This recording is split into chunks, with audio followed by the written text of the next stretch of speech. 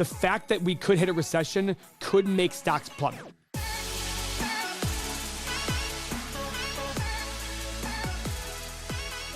Very common question being asked. Will there be a recession in 2023? My first answer is I don't know. Is there a likelihood of it? Sure.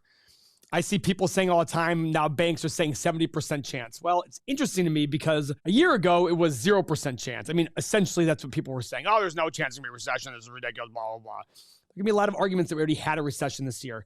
Frankly, it does not matter to me. To me, I look at stock market valuation. And when I'm looking at any sort of investment, I look at it saying, okay, where do we stand? I do look at the macro picture. If, let's say, for example, the S&P currently is at 4,000.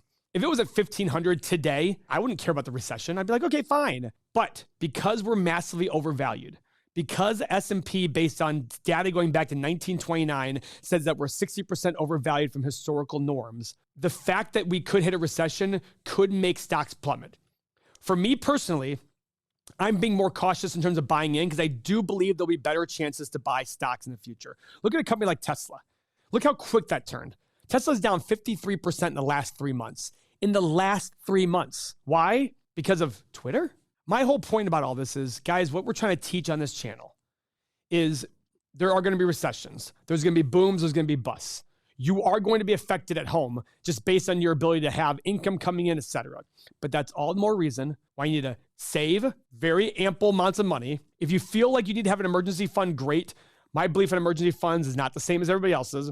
You need to be able to make sure that you make sound investments. And when you do save for retirement, you save for the long run by dollar cost averaging. If you do those things, yes, a recession could absolutely hurt you, but it'll be a temporary pain. In the last 120 years, how much has this country grown? And look at how many recessions we had. That's incredible. That's an incredible feat. We've had world wars, we've had assassinations, we've had terrorist attacks, we've had every possible bad thing happen. And you might sit there and say, yeah, Paul, it's 120 years. Go look at the last 40 years. Since I was born in 1981, what have we had? Assassination attempts. I mean, all these things have happened. And guess what? Over time, as long as you pay a reasonable price for investments, things go up. Even if you overpaid for a while, things will still go up. Because I believe in the U.S. economy. Do I care there's a recession coming? No. Now you might sit there and say, well, it's easy for you to say. You might be right. But I want you, it's all a matter of perception. I want you to have the same outlook on the world that I have. It's a much better way to live. Now, that doesn't mean you go spend 100% of your income and then go, oh my God, recession, I'm screwed. No, go save a lot. If it feels comfortable for you to have a rainy day fund, go have a rainy day fund. But max out your retirement accounts. Make sure you don't overspend. Don't buy frivolous things. Enjoy your life. But when you buy frivolous things, make sure you have ample room in there for that. Be like, you know what? I want to go splurge and buy this purse. Buy this purse. Great. Well, if you want to buy her a $2,000 purse, don't have $2,000 in your bank account. Have $10,000 and you're like, you know what? I've covered a lot. We're good. I really want to splurge for her because we don't splurge a lot. Go take that vacation. But just remember that it's not going to be perfect forever. So back in the Great Recession, a friend of mine had a contracting business and he was always the sales guy. As far as I knew him, he was a sales guy. He's the one that ran. He didn't do any manual labor. Well, 07, 08 hit. He went from 25 guys down to like 5 guys. And you know what else? He started doing the work himself. So here was a guy who was in his 40s who was doing the work himself because he had to. And even to this day, when we talk about it, he goes, yeah, that sucked. But he had to do what he had to do. But now he operates his business very differently. Why? Because he remembers that. And he goes, listen, I just don't want to have to ever go back and do that again. And his business does very well, but even now, his spending is different. He learned the lesson that way. And sometimes the experience is the most important lesson, right? But why learn from experience when you learn from somebody else? And I'm sure you out there, if you ask anybody who's 45 or older, they are affected by that recession. Go talk to them about how it happened. It will happen. There will be bad recessions in the future. And if you go out and build a business, he didn't want to go out there and work work the actual job and do the physical labor. He was like, man, I'm too old for that. Well, guess what? He had to do it. He did it. And I very much admire him for doing that. He never complained. He never sat there and said, oh, F this, I've worked. No, he's just like, listen, I got to do it. Because it's either I do that or I don't put food on the table. And it sucked for the 20 guys he had to lay off because there was no work for them. And that does suck. But guess what? All those guys are now working in. A few of them have started their own businesses along the way. And those are the positive things that happen from it. But it still sucks when you're in it. And I don't want you to have that experience. And your goal is to not get wiped out. How do you not get wiped out? Just being more conservative. Listen, even during the Great Recession, the unemployment rate was 11%, which is a lot, but it's still 89% of people still working. And that's what I want you to focus on. And if you have everything in place and you do things right and you don't spend crazy and frivolously, you will do fine. And then you'll use recessions as an opportunity for the future. Now, back to the question, are we going to have a recession? A lot of companies, major companies, are talking about pulling back and laying people off, et cetera. That seems recessionary. Is it going to happen? I don't know. But it seems like people are making the self-fulfilled prophecy of a recession happening. Because if we start laying people off, there's less income coming in. 70% of US GDP is consumer spending. If a lot of people start losing their jobs, because remember, right now we have what? 3.7% unemployment? That's really freaking low. We should have 5.5 to 6. Guys, if we went to 5.5 or 6% unemployment tomorrow, there'd be chaos in the streets. Absolute chaos. But that's normal. This is inflationary. We have inflation. And when there's inflation, what's the Fed doing to fight inflation? They raise interest rates. When they raise interest rates, what does that mean? It means less people are buying homes, less people are buying cars, less businesses are expanding because cost of money is higher. For them to expand and borrow money to expand, it costs more. So what happens? There's less spending. There's a contraction. And that's the whole key.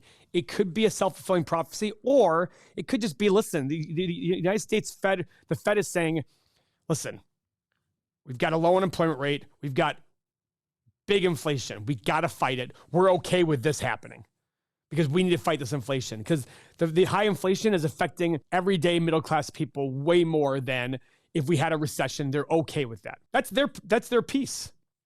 More power to them. I don't know if they're right or wrong.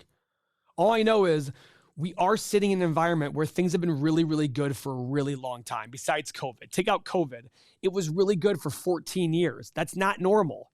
You have to have some sort of break. Listen to my voice right now. I get sick about once a year. I'm coming off a little bit of something. Guys, I can't be not sick forever. And when I do get sick, it sucks. I'll be tired after this video is done. Like literally, I'll be like, oh my God. That's no different than a recession. And guess what? Recessions are good. It gets rid of junk businesses. It gets rid of inefficiency. It makes the cream rise to the top. People don't lose their jobs forever. Are there tough times? Absolutely. And I'm never going to try to discredit that. But your job is to make sure you plan for those situations. The other thing is become a better employee. Be the person that your company can never lay off because you're so good at what you do and you're so efficient for them.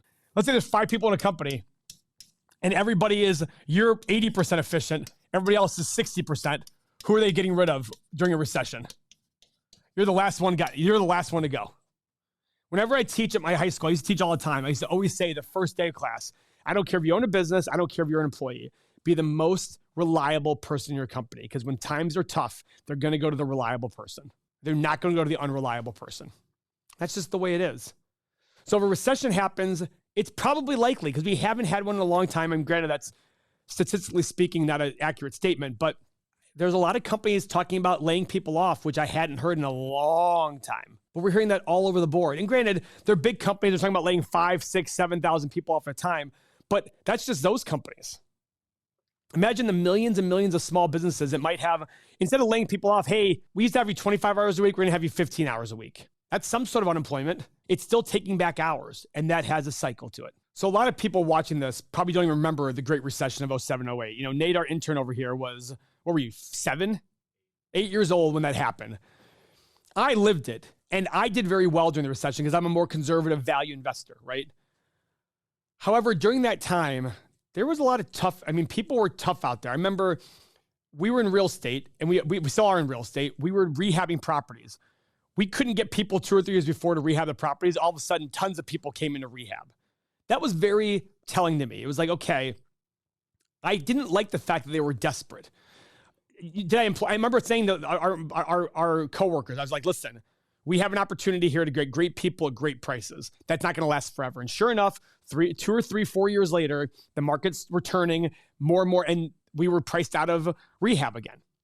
That's the thing that happens in cycles. Those people who were so desperate were all of a sudden like, hey, Paul, I don't need it anymore. And some of them, the ones who were jerks, I was like, F off. But the ones who were like, hey, Paul, I can go do this job. Hey, more power to you. I don't blame you. Go for it. Go make your money while you can. The ones who were respectful.